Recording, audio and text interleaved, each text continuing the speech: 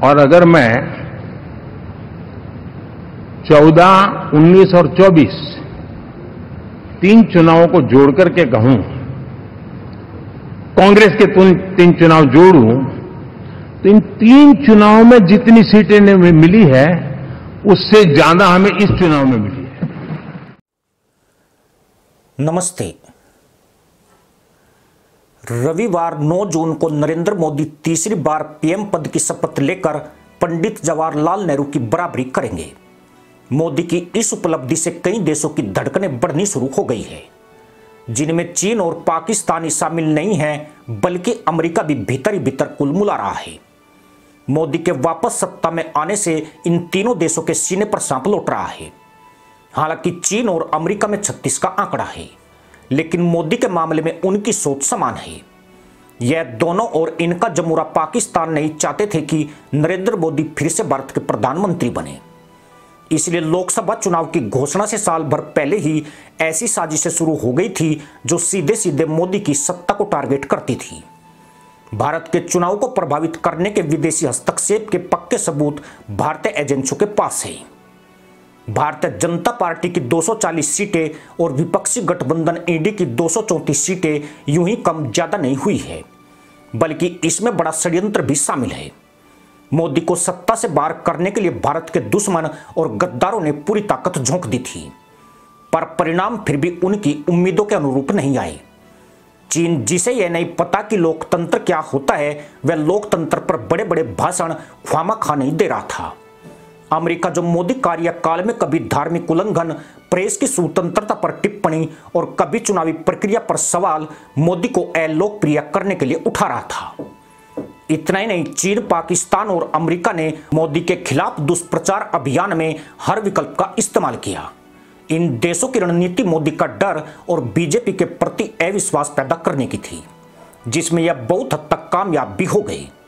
चीन, अमेरिका ने social media में मोदी के खिलाफ एक नैरेटिव गढ़ने में पूरी ताकत झोंक दी, जिसके लिए न सिर्फ एआई का सहारा लिया गया, बल्कि खुद को सोशल मीडिया का हीरो समझने वाले फंडरों की तशरीफ पर मक्खन भी लगाया गया। ऐसे गद्दारों ने मोदी के विरुद्ध महंगाई, बेरोजगारी जैसे मुद्दों को बढ़ा चढ़ाकर पेश किया, बल्कि मुसलमानों को डराने की भी कोशिश की। रही सही कसर रेवड़ी की राजनीति करने वालों ने पूरी कर दी, जिन्होंने बिना हाथ पैर हिलाए घर बैठे 8,500 रुपए देने का वादा कर दिया। ये जो परिवार हैं, सुबह उठेंगे, 9 बजे सुबह उठेंगे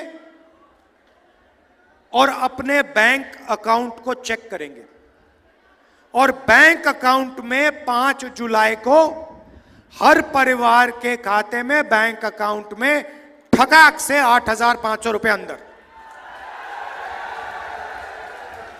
अब आप कहोगे क्या हुआ? हाँ, आप ताली बजाई ना। अब आप कहोगे तो क्या हुआ? अब आप कहोगे तो क्या हुआ? 8,500 रुपए डाल दिए तो क्या हुआ? मैं बताता हूं।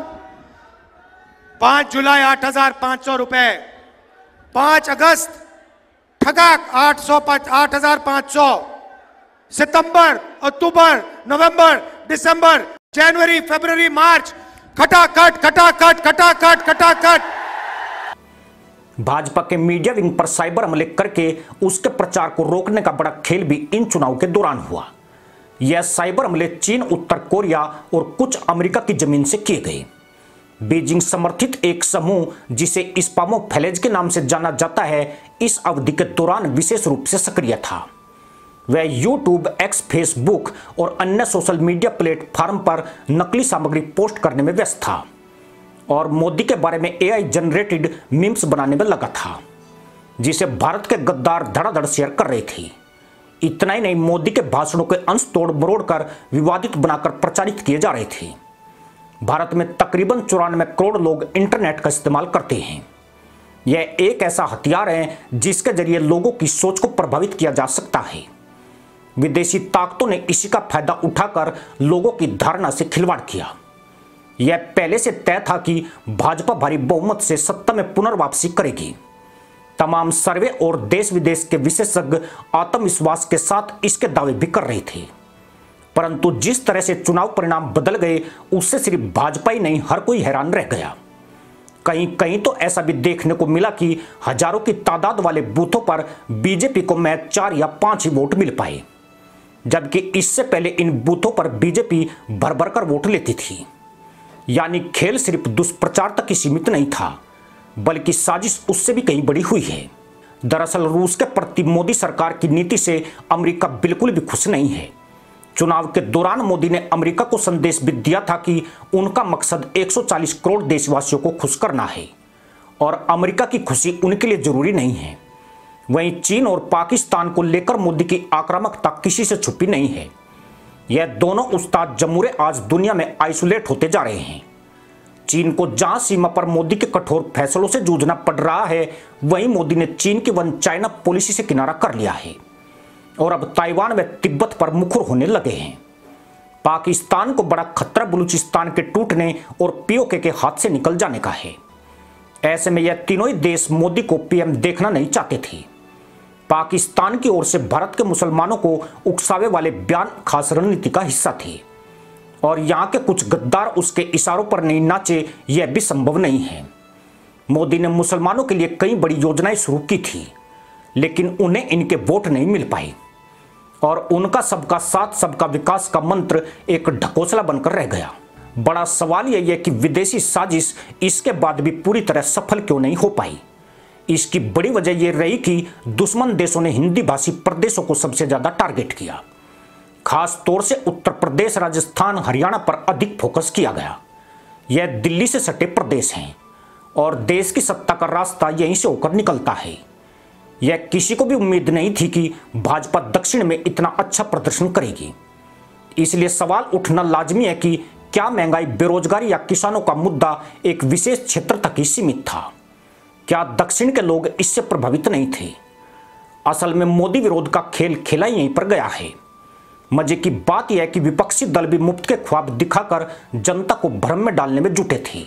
बीजेपी की अरुणाचल, उड़ीसा में जीत से साबित होता है कि विदेशी शक्तियों का टारगेट बीजेपी नहीं, सिर्फ मोदी थे।